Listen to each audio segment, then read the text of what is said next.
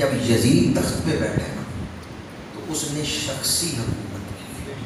اسلام میں شخصی حکومت کی اجازت نہیں. شخصی حکومت کیا ہے؟ اپنی مرضی سے قانون بنا لینا. مجلس مشاورت ختم ہو گئی، شورائی نظام ختم ہو گیا. میرا کہا ہوا قانون ہے، جو میں کہوں گا وہ نافذ ہو. یہ شخصی حکومت ہے. پاکستان کے آئین میں بھی یہ لکھا ہوا ہے کہ اقتدار اعلیٰ کا مالک اللہ ہے، اور پاکستان میں کوئی قانون قرآن و حدیث کے خلاف نہیں بن سکتا. آئین میں لکھا ہوا ہے، ویسے عمل ہوتا ہے نہیں ہوتا یہ الگ بحث ہے. عمل اس پہ ہو رہا ہے یا نہیں ہو رہا یہ ایک الگ بحث ہے، لیکن آئین میں لکھا ہوا ہے کہ اقتدار اعلیٰ کا مالک اللہ ہے. یزید جب تخت نشین ہوا، امام علی مقام نے اس کے خلاف اس لیے قیام کیا ہے، اندیشہ تھا کہ جب یہ شخصی حکومت کر رہا ہے، وہ جو پہلے شورائی نظام تھا وہ ختم ہو گیا ہے، مال و دولت عام ہو گیا ہے، یہ اپنی مرضی سے قانون بنائے گا تو اسلام مذہب رہ جائے گا، دین نہیں رہ جائے گا. آج ہم کہتے ہیں امام علی مقام نے دین بچایا ہے. بعض لوگ کہتے ہیں جو بے ادب ہیں اہل بیت کے، وہ کہتے ہیں یزید کے دور میں حج ہوتا تھا، مسجدوں میں نمازیں ہوتی تھی، دین کو کون سا خطرہ تھا؟ تو ان کو پتہ نہیں دین کہتے کسے ہیں. اور آج کل بھی اکثر مسلمان ایسے ہیں جو اسلام کو مذہب سمجھتے ہیں، دین نہیں مانتے، حالانکہ اسلام صرف مذہب ہے یا دین ہے؟ ان الدین عند اللہ الاسلام. اگر اسلام صرف مسجد میں ہو، صرف مسجد میں ہو پھر مذہب ہے. اگر مسجد میں بھی اسلام ہو، عدالت میں بھی اسلام ہو، اسکولوں میں بھی اسلام ہو، بازاروں میں تجارت بھی اسلام کی ہو، پھر اسلام دین ہے.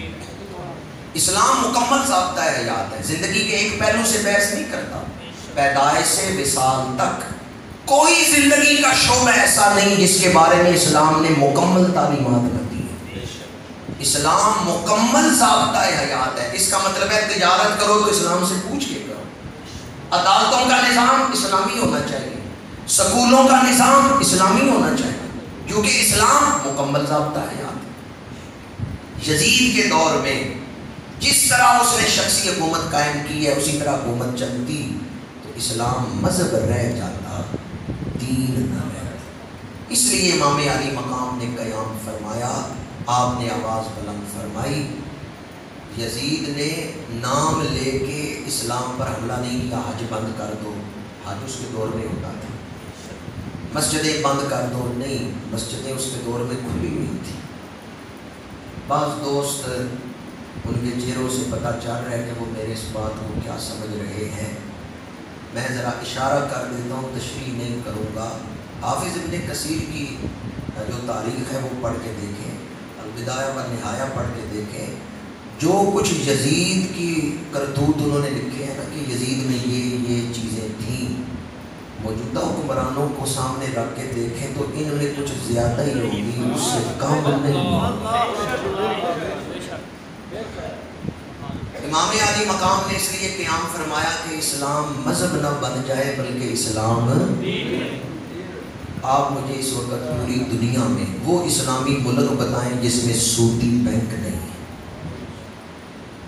کوئی اسلامی ملک جس میں سود حرام ہے. سود قرآن میں تو حرام ہے، ہمارے عقیدے میں تو حرام ہے. پریکٹیکل طور پہ مجھے کوئی اسلامی ملک بتائیں جس میں سود حرام ہے، وہاں بینک نہ ہو سودی، شراب کے پرمٹ نہ جاری ہوتے ہوں، جوئے کے اڈے نہ ہوں، بے حیائی کے اڈے نہ ہوں، یا جہاں اسلامی سزائیں دی جاتی ہوں، چوروں کے ہاتھ کاٹے جاتے ہوں. ایک ملک تھا جس میں سزائیں دی جاتی تھیں، اب وہاں بھی سلسلہ کلوز ہو گیا، سمیٹ لیا گیا. تو موجودہ دور میں جو اس دور کا یزید ہے وہ کہتا ہے نمازیں پڑھو، روزے رکھو، حج کرو، زکاتیں دو، مجھے کوئی نقصان نہیں. عدالتوں میں قانون میرا ہوگا، سکولوں میں نظام میرا ہوگا، بازاروں میں قانون میرا ہوگا، اسلام صرف مسجد تک ہوگا. اور آج کا مسلمان اس پہ مطمئن ہے کہ ٹھیک ہے مسجد میں تو اسلام ہے، حالانکہ یہ اسلام کا ادھورا چہرہ ہے جو ہم دیکھ رہے ہیں، ادھورا تعارف ہے. یہ امام علی مقام کے مشن سے بے وفائی ہے. آج تک ہم نے امام علی مقام کے مشن سے کتنی وفا کی. جتنا لوگوں نے شہدائے کربلا کو پیٹا ہے، اگر پیٹنے کے بجائے امام علی مقام کے مقصد سے وفا کرتے، آج پوری دنیا میں اسلام کا جھنڈا